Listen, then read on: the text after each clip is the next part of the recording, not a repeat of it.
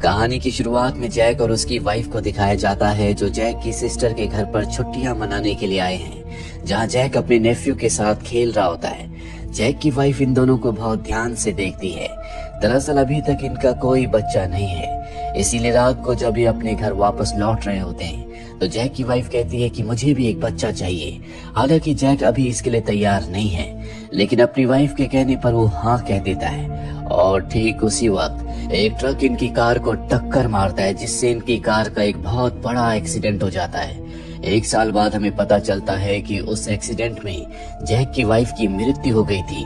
अब वो इस दुनिया में अकेला है, इसीलिए वो अपना घर छोड़कर एक आइसोलेटेड जगह पर रहने के लिए आ गया है, जहाँ पर वो अपनी कैट के साथ रहता है। उसकी सिस्टर चाहती है कि जैक भी उनके साथ रहे, इसीलिए वो बार बार उसे कॉल करती है और अब वो उसे कन्विंस कर लेती है कि वो उनके साथ उनके घर पर रहने के लिए आए। जैक अपनी कैट को लेकर एयरपोर्ट पर पहुंचता है और जब वो लाइन में खड़ा होता है तभी अचानक से एयरपोर्ट की सभी मशीनें खराब हो जाती है। सारे प्लेन ऑटोमेटिक कैंसिल होने लगते हैं। उसी समय सभी लोगों के फोन में इमरजेंसी मैसेज आ जाता है और अब सबके सब एयरपोर्ट से अपने घर के लिए निकल जाते हैं, जिस वजह से रास्ते में बहुत ज्यादा ट्रैफिक हो जाता है। जैक समझ जाता है कि इस ट्रैफिक से निकलना इतना आसान नहीं है, इसीलिए अपनी कार वहीं छोड़कर पैदल ही अपने घर आ जाता है, जहां वो अपने नेबर के घर के बाहर एक एम्बुलेंस को देखता है। दरअसल इस दुनिया में एक वायरस फैल चुका है, जिस वजह से इंसान ज़ॉम्बीज बन रहे हैं और उस वायरस की चपेट में उसका नेबर भी आ चुका है, इसीलिए एम्बुलेंस में उसे उठाकर यहाँ से ले जाते हैं। लेकिन जैक इन सब बातों को बहुत सीरियस नहीं लेता। अगली सुबह जैक की सिस्टर का कॉल आता है। जैक उसे सब बताता है जो एयरपोर्ट पर हुआ था। उसकी सिस्टर कहती है कोई बात नहीं, जल्दी सब ठीक हो जाएगा। जैक इसके बाद मॉल जाता है। वो देखता है कि वहाँ पर लोग खाने के लिए लड़ रहे हैं। जैक जैसे ही बाहर आता है वो देखता है कि एक ज़ॉम्बी ने पुलिस के ऊपर हमला कर दिया है। जैक उसे बचाने की कोशिश करता है, लेकिन वो ज़ॉम्बी जो कि वायरस से इन्फेक्टेड है वो उसके ऊपर भी हमला कर देता है। पुलिस वाला उसे बचाने के लिए ज़ॉम्बी को मार देता है, लेकिन उसे खुद को भी मारना पड़ता है क्योंकि ज़ॉम्बी ने उसे भी इन्फेक्टेड कर दिया था। ये देखकर जैक डर जाता है। वो भागकर अपने घर आता है, जहाँ पर न्यूज में बताया जा रहा होता है कि हर कोई अपने घर के अंदर ही रहे, क्योंकि बाहर निकलने पर वायरस के इन्फेक्शन का खतरा है। दरअसल ये वायरस हवा के जरिए फैल रहा था। रात के समय जब जैक अपने घर के अंदर होता है तब पूरे एरिया को सोल्जर्स घेर लेते हैं और इस एरिया को खाली करने के लिए कहते हैं। सब लोग इस एरिया से निकल जाते हैं, लेकिन जैक अब भी अपने घर पर है क्योंकि उसने अपने घर के दरवाजे नहीं खोले थे और अब जैक इस एरिया में अकेला बचा है, जिसे यहाँ पर सरवाइव करना होगा और सरवाइव करने के लिए उसे खाना चाहिए। अगली सुबह वो घर घर जाकर खाने की तलाश करता है। तभी अचानक से जैक के घर के अंदर जाता है, जहाँ पर उसे एक बुजुर्ग औरत दिखाई देती है। दरअसल इस औरत का नाम गैब्रिएला है। सोल्जर्स उसे अपने साथ इसलिए नहीं ले गए क्योंकि वो चल नहीं सकती, वो व्हीलचेयर पर है। गैब्रिएला से जैक बातें करता है। इन दोनों की दोस्ती हो जाती है। गैब्रिएला को पता है कि किस किस घर में खाना मिल सकता है। वही बात जैक को बताती है, जिसके बाद जैक उन्हीं घरों में जाता है जहाँ पर उसे एक बाइक और हेलमेट भी मिल जाता है। अब बाइक की मदद से खाना ढूंढने में उसे बहुत आसानी हो जाती है। वो हर रोज गैब्रिएला के बताए हुए घरों में जाकर खाना लेकर आता है, जिसे वो गैब्रिएला के साथ शेयर करता है और बाद में अपने घर वापस चला जाता है। अब एक दिन जैक को एक घर में रेडियो मिलता है। उस रेडियो को ऑन करता है और 999 पर जैक को एक संदेश सुनाई देता है। दरअसल उस नंबर पर ये संदेश बार बार रिपीट हो रहा था। उनका कहना था कि हमारे साथ बहुत सारे लोग नॉर्थ की साइड में अभी भी बचे हुए हैं। इस समय जो सर्वाइवर्स हैं वो हमारे साथ जुड़ सकते हैं। अब जैक वहाँ जाने के लिए तैयार हो जाता है। वो गैब्रिएला से भी कहता है कि तुम भी मेरे साथ चलो। गैब्रिएला उसके साथ चलने के लिए मान जाती है, पर अगली सुबह जब वो गैब्रिएला के पास जाता है तो देखता है कि उसकी मृत्यु हो चुकी है, यानी कि अब जैक को अकेले ही जाना होगा। पर जैसे ही वो घर से बाहर निकलता है तो एक फीमेल ज़ॉम्बी उसके ऊपर हमला कर देती है। जैक उससे बचने की कोशिश करता है, लेकिन ज़ॉम्बी से बचना इतना आसान नहीं है, इसीलिए मजबूरी में उसे ज़ॉम्बी के ऊपर अपने हथियार से हमला करना पड़ता है, जिस वजह से उसकी मृत्यु हो जाती है। जैक को बहुत दुख होता है।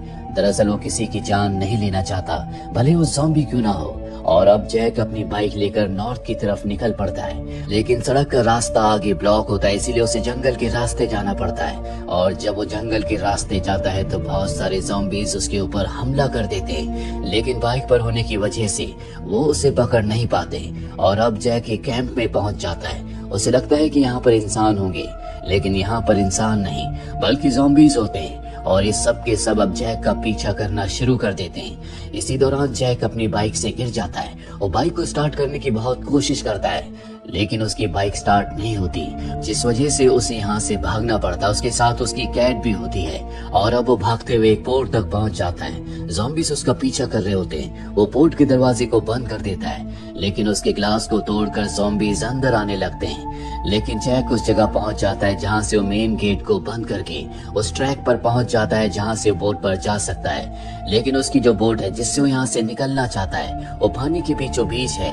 वो तैर कर किसी तरह से अपनी बोट तक पहुंच जाता है, लेकिन एक बार फिर से जैक की किस्मत उसका साथ नहीं देती। बोट स्टार्ट नहीं होती। वो बोट को स्टार्ट करने के लिए चेक करने के लिए नीचे जाता है जहाँ पर एक छोटा सा बच्चा है जो ज़ॉम्बी बन चुका है। और अब जैक को यहाँ से एक छोटी बोट लेकर निकलना पड़ता है, लेकिन वो इस बोट से बहुत दूर तक नहीं जा सकता। रात हो जाती है और तभी उसे एक रोशनी दिखती है।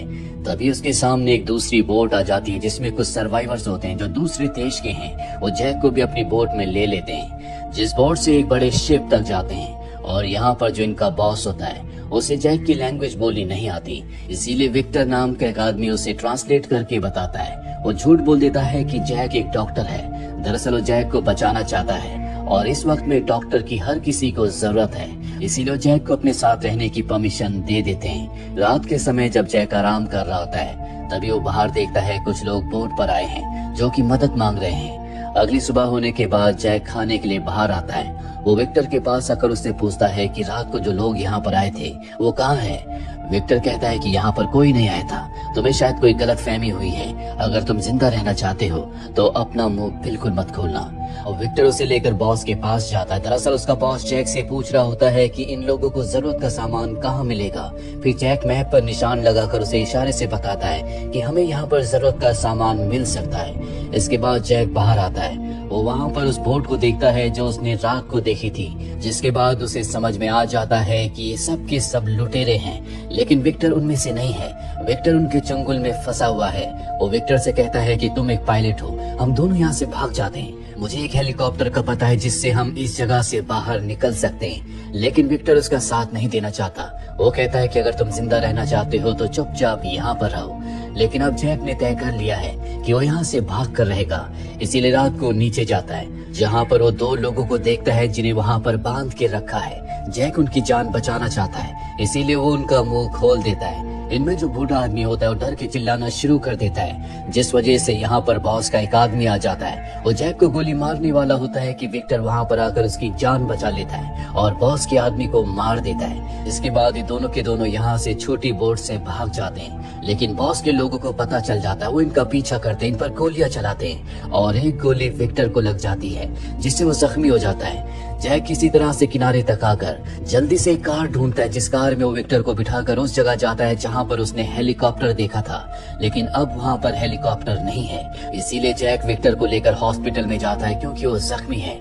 और जब वो हॉस्पिटल के अंदर जाता है तो वहाँ पर उसे बच्चों की आवाज सुनाई देती है।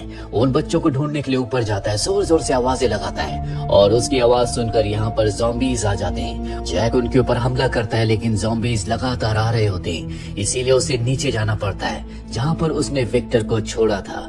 लेकिन अब वहाँ पर विक्टर नहीं होता, जो देखकर वो परेशान हो जाता है। तभी एक नर्स दरवाजा खोलती है और उसे अंदर आने के लिए कहती है। जैक अंदर चला जाता है जहाँ पर विक्टर भी होता है, क्योंकि नर्स ही उसे अपने साथ अंदर ले गई थी। जिसके बाद ये विक्टर का इलाज करते हैं। विक्टर अब पहले से बेहतर है। जब नर्स को पता चलता है कि यहाँ पर जैक और विक्टर हेलीकॉप्टर ढूंढने के लिए आए थे, तो वो उन्हें हेलीकॉप्टर दिखाती है जो कि पीछे की तरफ खड़ा होता है। वो जैक को बताती है कि ऊपर के रास्ते हम हेलीकॉप्टर तक नहीं पहुंच सकते क्योंकि चारों तरफ ज़ॉम्बीज हैं, लेकिन नीचे बंकर से एक रास्ता है। पर कुछ ही वक्त पहले मैंने वहां पर एक धमाका सुना था, शायद वो बंकर अब बंद हो चुका है। जैक को कुछ समझ नहीं आता कि उसे क्या करना चाहिए, लेकिन उसके मोबाइल पर यहाँ पर सिग्नल आ चुके हैं। उसे अपनी सिस्टर के बहुत सारे मैसेजेस मिलते हैं जो उसे बहुत मिस करती है। और तभी जैक को गोलियां चलने की आवाज सुनाई देती है। दरअसल बॉस अपने लोगों के साथ इन दोनों को मारने के लिए यहाँ तक पहुँच चुका है। जैक नर्स से कहता है कि अब हमारे पास बंकर के अलावा और कोई रास्ता नहीं है, हमें उसी रास्ते से हेलीकॉप्टर तक पहुँचना होगा। नर्स उसे वो नीचे बेसमेंट का यानी कि बंकर वाला रास्ता दिखाती है, जहाँ से जब ये आगे बढ़ते हैं तो एक दरवाजा खोलने पर एक ज़ॉम्बी इनके ऊपर हमला करता है। जिस ज़ॉम्बी को ये मार तो देते हैं, लेकिन वो नर्स की मॉम को इन्फेक्टेड कर देता है। नर्स की मॉम कहती है कि अब मैं तुम्हारे साथ नहीं चल सकती, क्योंकि उसे पता है कि बहुत जल्दी वो भी एक ज़ॉम्बी बन जाएगी।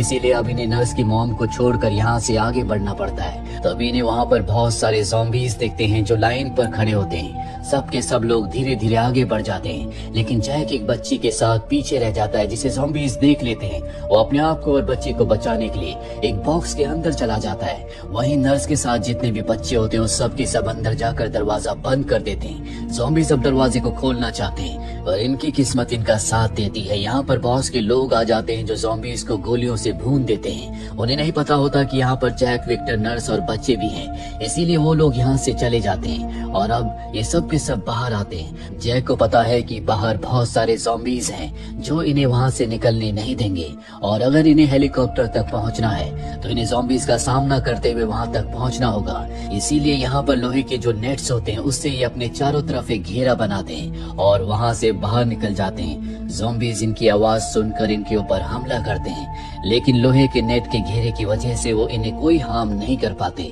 जल्दी ये उस प्रीमाइसिस में पहुंच जाते हैं जहां पर हेलीकॉप्टर है। वहां पहुंचने के बाद ये गेट को बंद कर देते हैं और अब ये सब के सब हेलीकॉप्टर में बैठ जाते हैं, लेकिन अब भी गेट के ऊपर से यहाँ पर ज़ॉम्बीज आ रहे होते हैं। इसीलिए जैक उनका सामना करने के लिए नीचे जाता है। वहीं विक्टर को दिखाया जाता है जो हेलीकॉप्टर को स्टार्ट करता है और जैसे ही हेलीकॉप्टर स्टार्ट होता है बॉस अपने लोगों के साथ यहाँ पर पहुंच जाता है। जो देखता है कि विक्टर हेलीकॉप्टर के अंदर बैठा है, वो कहता है कि तुम सबको हेलीकॉप्टर से नीचे उतरना होगा।